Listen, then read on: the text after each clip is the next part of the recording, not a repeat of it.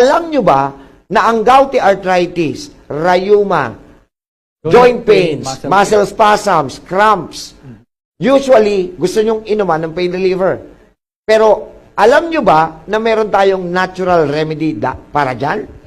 Imbis na pain reliever, inumuho kayo ng celery juice. Celery juice. Di ba? Kapaki-pakinabang. Anong gagawin? Isang stock ng celery, one stock of celery, at saka 100 ml na water. Imimix nyo po yun, i-juicer. Okay, ngayon, pag na-juicer na, sasalain pa po natin siya. Yung matitirang liquid, yun. Ipaiinom sa kapitbahay. Bakit sa kapitbahay? Siya yung may arthritis.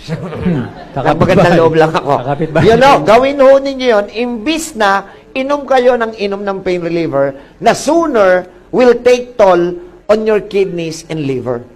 May natutunan?